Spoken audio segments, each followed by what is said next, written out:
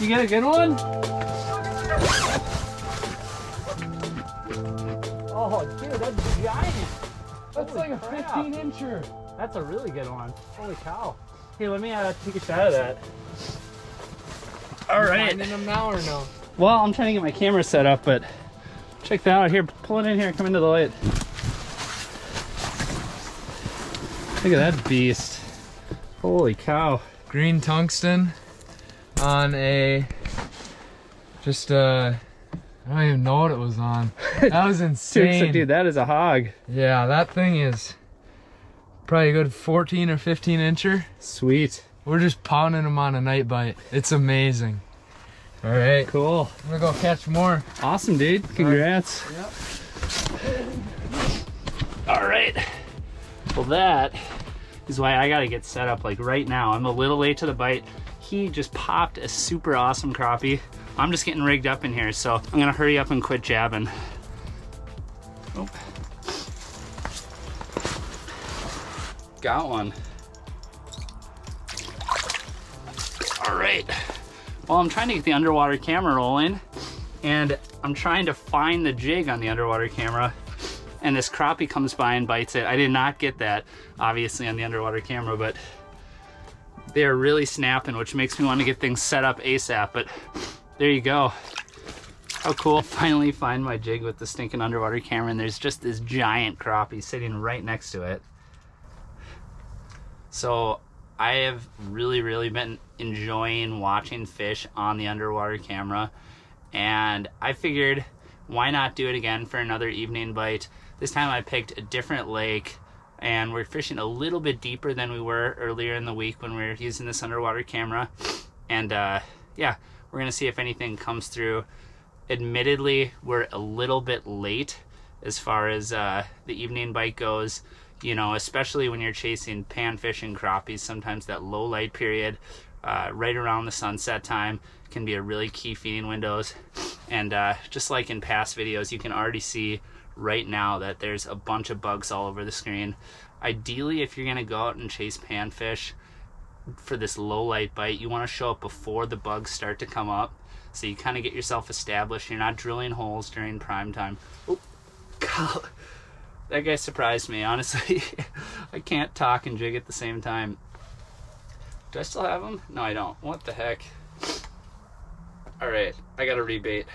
But yeah, you ideally want to get set up before the bite actually happens, so you're not making a bunch of noise during the prime time bite window.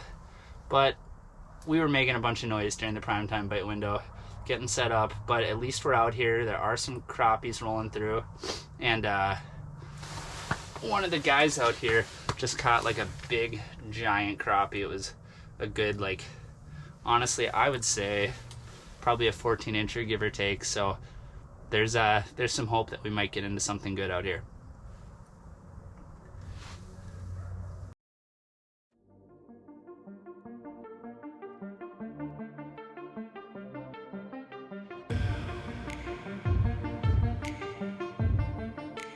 There's a nice crappie that is not so interested in my jigging technique over there.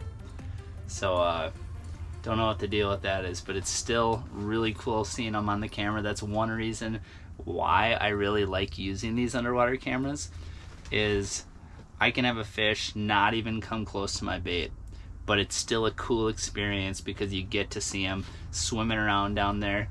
That one actually looked pretty big, and I'm not sure if it was because he was really close to the camera, but it looked like a nice sized crappie. So they're still roaming around, and hopefully we'll catch some.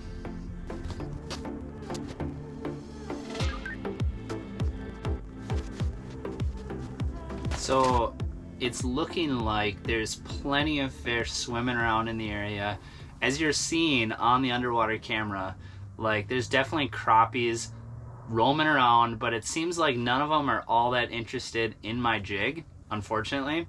So I just can't get their attention, whatever it is. I don't know if it's all the bugs that are already in the water column, but it's not easy. So I'm going to talk a little bit about how I rig up for panfish to up my odds of catching them, basically. For me, the most important part of the whole equation is gonna be the rod. And the main reason for that is bite detection is extremely critical when you're chasing panfish. It's less important when you're using an underwater camera because you can literally see them bite.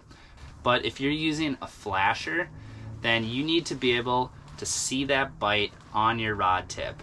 Now, if you're chasing walleyes or pike or anything like that, there's a chance that you might be able to feel that bite as it comes in snaps, and you're gonna feel that thump. But with panfish, you're just gonna see this rod tip just do one of these. Just dip down like that. Sometimes it's even softer than that. And if you're jigging and basically like your rod tip is something like this, sometimes you'll even see the rod straighten out. And that's what they call an up bite. And when you see that happen, sometimes it's time to set the hook as well. So the rod is extremely critical. So you need a really, really soft tip. High vis is a pretty key part. I tend to prefer longer rods. This is a 32-inch option, and the reason why I like longer rods is, you know, it might not seem important because panfish are so tiny and small, at least compared to walleye and pike and stuff, but getting a good hook set is really important. So those tiny little hooks, you know, sometimes the biggest mistake I've seen is people who set the hook like this, and they end up losing the fish because they're not jacking the fish hard enough and they're not getting the hook deep into their mouth. Oh, there we go. There you go. That's what a hook set's supposed to look like. That was not on camera because I was just kind of hanging the jig in the water column and talking to you, but you got to set the hook hard or you're going to end up losing the fish. If you are fishing and a few fish pop off, it's probably because you didn't set the hook hard enough. Get him back in the water. Fishing in nice shallow water right now, but anyway, hook sets are extremely important and bite detection is extremely important as well. So these soft noodle tips can work really good, but I'm also a big fan, if I'm using really, really tiny little tungsten, I like to use spring bobbers. But I'm not using a spring bobber right now because my bite detection is visual on the underwater camera, at least for the most part, unless I'm not paying attention. But spring bobbers are better at bite detection, but they're a little bit more of a pain in the butt because if it's windy or you're moving around, the line can get wrapped around the spring and it can just be a big pain in the butt, especially when it's really cold. You have to take your glove off and you're trying to get the line out of the spring. Not ideal. But when the fish are biting extremely softly and you really need to see every little thing that fish does to the bait, the spring bobber is the best option. So that's kind of my thoughts on the rod side of things. 2-pound test is just going to be my go-to more often than not. I will upsize to 3-pound when I'm using those bigger baits. You know, the only exception I will say is if you're fishing up in the weeds, then you might want to upsize to 3-pound because then you can pull on those fish a little bit harder before they wrap you up in the shallow weeds, especially if you're fishing in cabbage and it's like really thick cabbage. That can be really tough and you'll lose some fish in those situations. I'm a big fan of jigs as well. That's what I'm using right now. I just have a lot of confidence in it. I think if it's tungsten, you can still fish them pretty quickly because they're pretty heavy and you can cover water and hole hop and it doesn't take too terribly long to get down to the fish. I just feel like you're gonna attract a lot more fish. Oh, there's one. Ooh.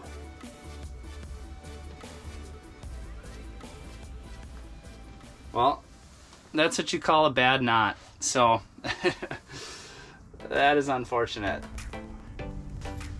So the biggest key when you're using tiny jigs like this, and especially when you're fishing up shallow, is you just gotta be really extremely careful and tight and exact with your presentation.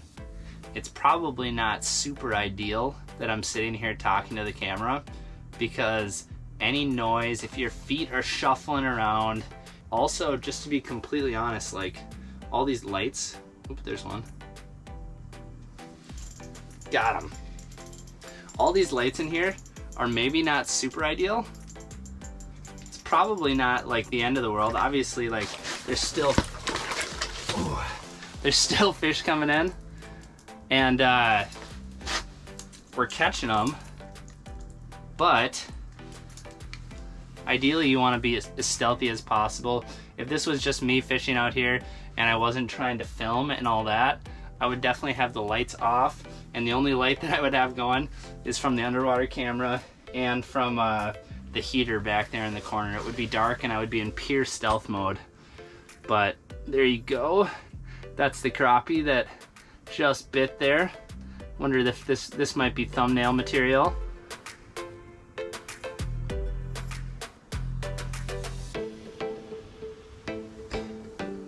So that fish just came in on sort of that top right side of the screen, and it was definitely roaming around up above my level.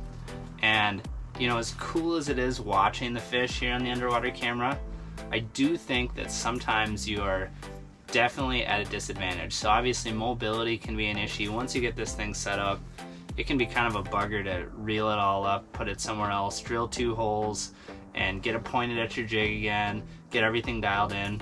So that is for sure one disadvantage. Another disadvantage would be the fact that once you get it set up, it's hard to adjust it. So there's definitely been a lot of fish coming in right at my level where I'm at right here.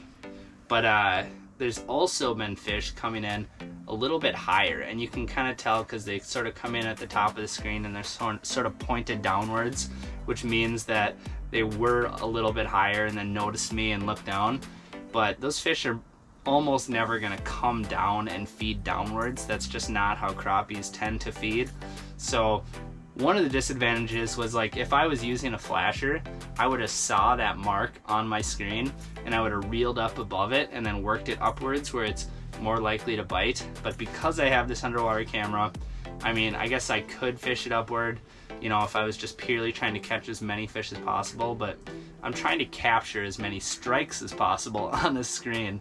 So obviously I'm not going to work that bait obviously I'm not going to work that bait out of the screen. So that's another disadvantage, the fact that you can't really work the water column. But overall, I just enjoy it more. For me, this is like more fun than anything, watching these fish come in and bite it. So it's kind of a give and take. There we go. Now that one you could see came in right at the exact level, is totally flat. And that is another pretty nice crappie. That's another good one right there. Came in, inhaled it. I'll show you the nice black crappie here. It's kind of green crappie in this light, but really fun. And this definitely seems like the kind of bite that's just going to continue into the night here. I'm not sure exactly when I'm going to call it quits, but I think I'm going to fish a little bit longer and then try and get back home and get some shut-eye. I've had a few like super late nights just rigging gear and getting everything figured out, managing all this media, and just trying to kind of work on stuff that needs worked on, because, you know, it's been so freezing cold and everything's been breaking on me.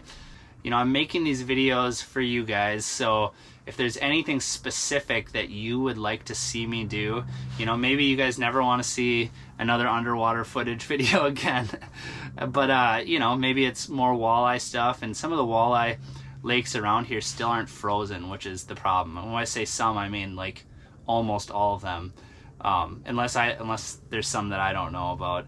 But there's not a lot of good walleye fishing opportunities locally unless I drive up north, which I think I'm going to be doing pretty soon.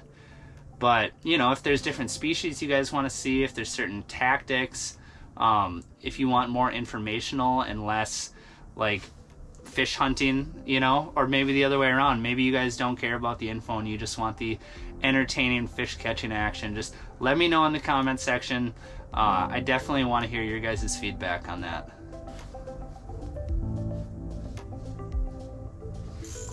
Here we go.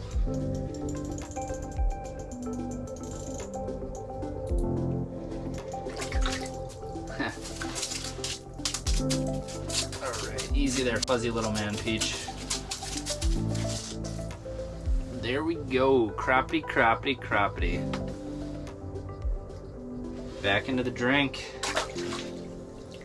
So we're probably only like 25% of the way into this 30 straight days on the ice, making videos and catching fish. And honestly, it's been a serious grind. There's just a lot of gear that I gotta deal with, and I gotta get cameras ready. I need to dump all the footage. I need to make sure that the whole process of the editing is complete, and proofing things, and still, you know, maintaining some level of family life. And I've just, you know, been up super late a lot of nights, and it's one of those deals where, you know, I would love to chase these fish all night long, but it might not be a terrible idea to head back here pretty soon and get some sleep. But yeah, it's one of those deals where it's like, if someone was like, oh, you have to fish 30 days in a row, you'd be like, well, dang, that sucks. Just kidding, that's gonna be super fun. And it is super fun, but, you know, add ice, and ice makes it a lot harder. But the thing that makes it the most difficult is the whole filming aspect and managing the media. And now you have twice as much gear that you have to worry about, because you got the fishing stuff and the camera stuff. And it's really kind of like logistically crazy to try and pull this off. So this is something, the reason why I wanted to do it was because I thought that you guys would get a lot of value out of it. And I also thought, like, hey, this is something that's gonna be difficult to achieve, and I'm definitely all about the do hard things kind of mantra. So if I can pull this off, that's something I can hang my hat on. And yeah, I gotta give a big props to my buddy Joel as well for helping me on the editing side. He's doing almost all the editing, so that's been a big help. I feel like it would be almost impossible to do this project without Joel helping me on that side of things. So that being said, it's still a lot of work. I'm actually gonna call the video right here. I'm gonna jig a little bit more, maybe catch 1 or 2 more crappies, but then I'm gonna pack up and I'm gonna go home, and hopefully by some miracle I'm asleep before 10 o'clock, because I could really use the sleep at this point.